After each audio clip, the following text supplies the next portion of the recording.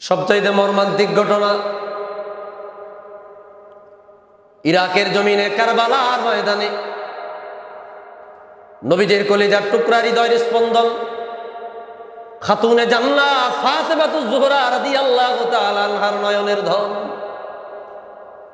জান্নাতের যুবকদের সরদার সাইয়্যিদা শাবাবি আহলিল জান্নাহ সাইয়্যিদুনা ইমাম হুসাইনুশ শহীদ রাদিয়াল্লাহু তাআলা আনহুকে নির্মমভাবে ইয়াজিদের দল কারবালার প্রান্তরে এই মাসের 10 তারিখে শাহাদাত বরণ করাইছেন, নির্মমভাবে হত্যা করিয়া শাহাদাতের পেয়ালা পান করেছেন। এই মাসের 10 তারিখে এত জঘন্য ঘটনা, এত মর্মান্তিক ঘটনা ইসলামের ইতিহাসে ইতিমধ্যে আর হয় নাই। কিয়ামতের আগ পর্যন্ত এত মর্মান্তিক ঘটনা আর কোনোদিন ঘটবে বলেও জানা নেই। আল্লাহু আকবার।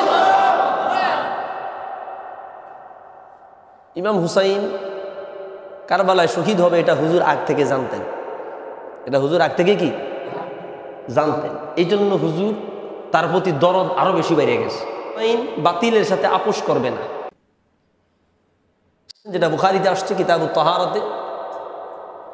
কুফার একজন লোক বলল, হুজুর মশার রক্ত যদি গায়ে লাগে তাহলে তার হুকুম কি? কিসের রক্ত?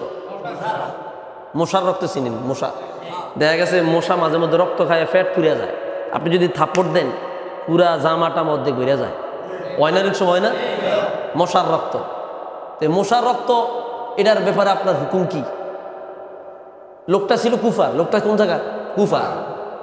হযরত আব্দুল্লাহ ইবনে ওমর বলল, যেই জাতি যেই জনপদের মানুষ নবীর কলিজার টুকরা ইমাম হুসাইনের রক্ত দিয়া কারবালার ময়দান লাল করেছে, ওই জনপদের মানুষ মশার রক্তের হুকুম জানতে চায়। আল্লাহু আকবার। তোমরা ইমাম হুসাইনের রক্ত দিয়া কারবালার ময়দান লাল করে ফেলেছ, তুমি যদি জিগাইতে হুজুর ইমাম হুসাইনের রক্তের হুকুম কি, তাইলে একটা উত্তর দেওয়া যাইতো। তোমরা মশার রক্ত সম্পর্কে জানতে চাইছো, যেমন কষ্টটা ছিল উত্তরটাও তেমন ছিল, ঠিক কিনা বলে? তো যাই হোক, এই কুফার মানুষ ওই সময় থেকে গাদ্দারি করত। আলী রাদিয়াল্লাহু তাআলা আনহুর সাথে এরা দুশ্মনী করেছে। হুসাইন রাদিয়াল্লাহু তাআলা আনহু 72 জন আহলে বাইত নিয়া কুফার উদ্দেশ্যে রওনা হয়ে গেলেন। সুবহানাল্লাহ। উনি আল্লাহর উপর তাওয়াক্কুল করেছে, ভরসা করেছে। তাদের হচ্ছে 20 থেকে 22,000 মানুষ, আর ইমাম হুসাইন রাদিয়াল্লাহু তাআলা আনহুর সাথে মাত্র 72 জন। সেখানে গিয়ে আর কয়েকজন পাইছে, আর সবাই গাদ্দারি করছে। নাউজুবিল্লাহ বলবেন না? কি কষ্ট হচ্ছে আপনাদের? কষ্ট হচ্ছে? ভাইরা আমার, গভীর মনোযোগ।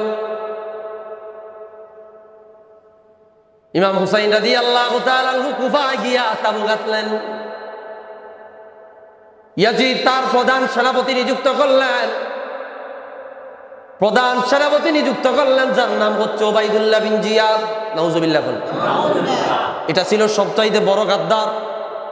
ইমাম হুসাইন রাদিয়াল্লাহু তাআলা আনহুর মাথা মুবারকের সাথে যত ধরনের খারাপ ব্যবহার করা দরকার, এই ওবাইদুল্লাহ বিন জিয়াদ জুতা দিয়া পর্যন্ত ইমাম হুসাইন রাদিয়াল্লাহু তাআলা আনহুর গালে বাড়ি দিয়েছে। নাউজুবিল্লাহ।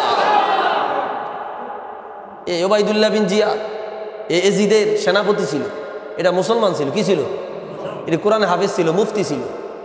এখনো তাদের অনুসারী কিছু আছে। আহা, হুসাইন রাদিয়াল্লাহু তাআলা আনহু সেই জায়গা তাবু গাঁথলেন।